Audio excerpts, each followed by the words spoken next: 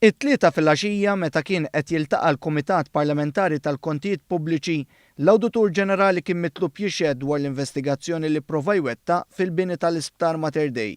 Fir-rapport intqal iswed fuq l-abjad li minħabba nuqqas kbir ta' dokumentazzjoni, l-investigazzjoni komprensiva dwar il-governanza, trasparenza u l-amministrazzjoni tal-fondi pubbliċi fil-proġett tal-bini ta' Mater Dei taħt amministrazzjonijiet nazzjonalisti ma setgħex tkun possibbli.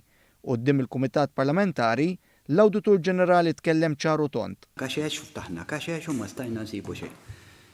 Ifatt, di ma stabiċ evidenza, sa onestament ma nafx fejn spiċċa d-evidenza, jiena nixtieq ma nemminx qatt ma nżammet dit-tip ta' evidenza, nixtieq ma nemminx. Morna 6 entitajiet u qegħdin fl-Executive Summaries. Is-saħħa, il-finanzi, l-FMS u morna kull fej, sibna u ma sibniex. Intant quddiem l-istess Kumitat Parlamentari, Beppe Fenakadami intalab iwieġeb dwar emails velati mill-Malta Today li juru l-involviment qawwi tiegħu biex jiġu ngaġġjati persuni biex jaħdmu fil-Wayserv qabel mal-Partit Nazzjonalista niżel mill-Gvern.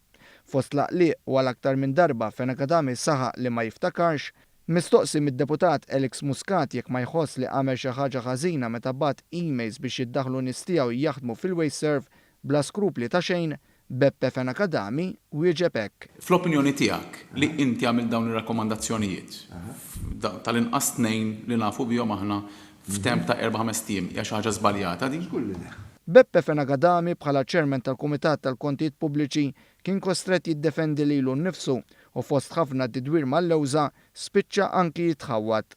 Ti teskludi illi, pereżempju, tal-li jista' jkun, illi Jannar frar Marzu 2013 ma daħlux nisma' ċivili, x'hekk qed nifhem. Jannar.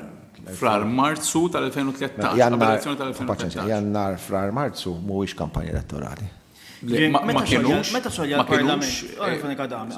Erġa', sorry, Dr. Fenakadami. Jannar frar Marzu mhuwiex kampanja elettorali.